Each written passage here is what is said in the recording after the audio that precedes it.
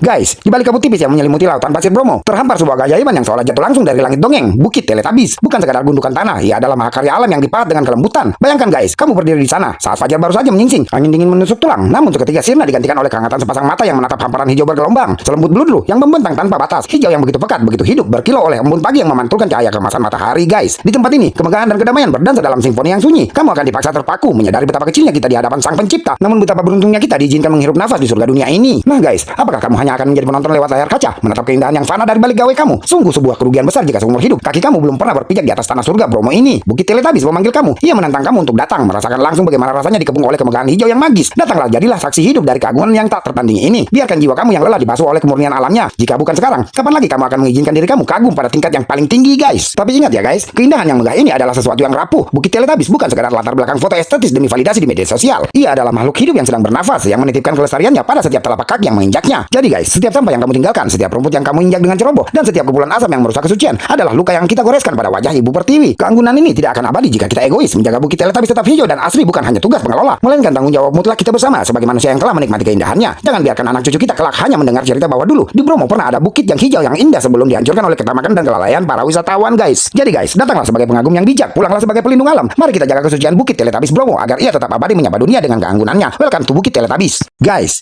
bagi sebagian orang, puncak gunung adalah tempat suci yang hanya boleh ditebus dengan tetesan keringat, otot yang menjerit, dan nafas yang memburu di jalur terjal. Namun Gunung Telomoyo dengan angkuh meruntuhkan semua romantisasi purba itu. Di sini, hukum alam seolah ditulis ulang. Kamu tidak perlu menjadi seorang petualang tangguh dengan sepatu boot berlumpur atau tas kerumunan beban seberat dosa. Cukup putar kunci kontak, tarik tuas gas motormu, dan biarkan mesin besi itu yang mengerang menggantikan paru-parumu. Ini adalah pemberontakan modern terhadap tradisi mendaki, sebuah penjelajahan tanpa hiking, di mana puncak tertinggi bisa ditaklukkan bahkan oleh ban roda 2 guys. Nah guys, saat roda motormu berhenti di titik tertinggi, bersiaplah untuk tamparan visual yang membuat bulu kuduk meremang. Di hadapanmu, hamparan samudra awan putih bergulung dengan masif, mengisolasi dunia bawah yang bising dan fana guys. Kamu tidak lagi sedang melihat langit, kamu sedang berdiri di atasnya. Lalu mengapa puncak Telomoyo begitu memprovokasi jiwa? Karena di sana kamu akan menemukan kemewahan yang egois. Kamu menikmati pemandangan mistis yang biasa didapatkan pendaki setelah berhari-hari berjalan kaki, hanya dalam hitungan menit berjalanan berkendara. Lalu eksplorasi tanpa batas, angin dingin yang menusuk tulang dan kabut yang membelai wajah menciptakan atmosfer magis, seolah-olah batas antara bumi dan surga dunia telah melebur menjadi satu. Jadi guys, berada di sana membuatmu merasa seperti dewa kecil yang sedang memandang dunia dari singgasana awan. Ada sesuatu yang provokatif sekaligus puitis di tempat ini. Puncak Telomoyo memanjakan kemalasan manusia modern, namun sekaligus membayar tunai ego kita dengan kemegahan alam yang tak masuk akal guys. Ia menantang setiap orang yang datang. Apakah keindahan sejati harus selalu dicapai dengan menderita, ataukah surga dunia memang berhak dinikmati siapapun, bahkan oleh mereka yang hanya bermodalkan kendaraan bermotor? Nah guys, satu hal yang pasti, saat kamu berada di sana menatap lautan awan yang tak berujung, perdebatan itu akan sirna. Yang tersisa hanyalah kekaguman mutlak pada sebuah puncak yang berhasil membawa surga tepat di bawah roda motormu. Jadi guys, bagi kamu yang datang menggunakan mobil pribadi, pengelola sudah menyediakan kantong parkir yang luas di area bawah seperti di pos dalangan. Dari sana kamu memiliki dua opsi untuk menuju puncak. Pertama, menyewa sepeda motor. Tersedia persewaan motor metik atau bebek di lokasi bagi kamu yang ingin merasakan sensasi berkendara sendiri ke puncak. Kedua, menyewa jeep wisata. Pengelola menyediakan layanan jeep resmi yang digerakkan oleh pengemudi lokal profesional. Jeep ini memiliki spesifikasi kendaraan yang tangguh serta pengemudi yang sudah sangat hafal dengan karakter jalan Telomoyo. Welcome to Jawa Tengah.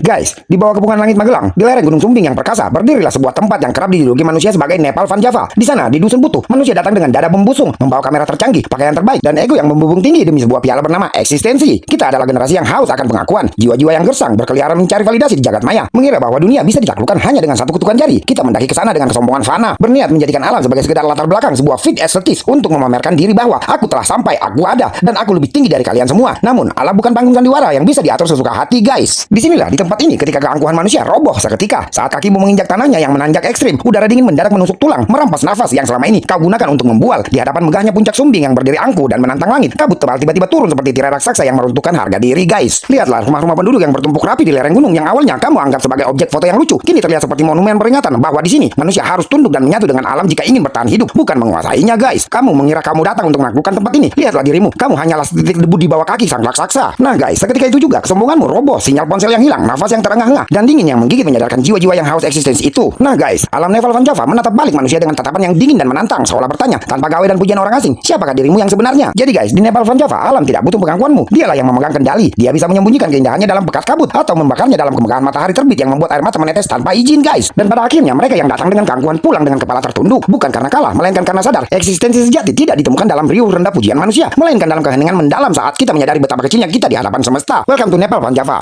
Guys, di bawah langit yang perlahan robek oleh fajar, alam sedang menggelar teatrikal yang paling arogan. Selamat datang di Taman Nasional Bromo Tengger Semeru, sebuah jagat di mana keindahan tidak sedang merayu kamu, melainkan sedang mendikte kamu untuk berlutut. Jadi guys, ini bukan sekadar matahari terbit biasa. Ini adalah ritual magis yang memaksa cakrawala membara. Saat sang surya menyembul dari balik ufuk, sinarnya tidak sekadar menerangi, melainkan menikam kabut tebal yang menyelimuti kaldera. Perpaduan warna ungu selayaknya memar, jingga yang membakar, dan emas yang menyala menciptakan landscape mistis yang membuat kata indah terasa terlalu murahan guys. Nah guys, pada detik itu, kamu akan disadarkan alam tidak butuh persetujuan kamu untuk terlihat megah. Kamu hanya penonton kecil yang kebetulan diizinkan menyembah keagungannya. Lihatlah bagaimana tubuh Gunung Bromo dan bentangan lereng-lerengnya berdiri dengan keangkuhan yang mutlak. Mereka adalah raksasa purba yang telah membatu, menantang waktu dan mencemooh kefanaan manusia. Pertama, hamparan pasir hitam yang sunyi namun mengancam, berbisik lewat angin yang berhembus konstan, mengingatkan bahwa kamu sedang berjalan di atas sisa-sisa amukan magma. Kedua, lereng-lereng curam yang membentang kokoh, bertindak sebagai benteng raksasa yang mengisolasi keajaiban ini dari dunia luar yang bising. Nah guys, di tempat ini kamu tidak punya pilihan selain takjub. Gunung ini tidak meminta dikagumi. Bentuknya yang perkasa secara paksa memeras rasa hormat dari dadat setiap insan yang memandangnya. Nah guys, saat asap Solvatara mengepul dari kawannya yang menganga seperti nafas naga purba yang sedang tertidur, seluruh kesombongan manusia yang kamu bawa dari kota akan lurus seketika di hadapan Bromo. Ego kamu diperas hingga habis. Di sana kamu akan berdiri membeku, gemetaran bukan hanya karena udara dingin yang menggigit tulang, tetapi karena sadar betapa kerdilnya eksistensi kita. Bromo tidak pernah merayu penikmatnya. Ia mendikte setiap pasang mata untuk terpaku, menundukkan kepala dan mengakui bahwa di tanah para dewa ini, manusialah yang menjadi sekadar debu. Welcome to Bromo.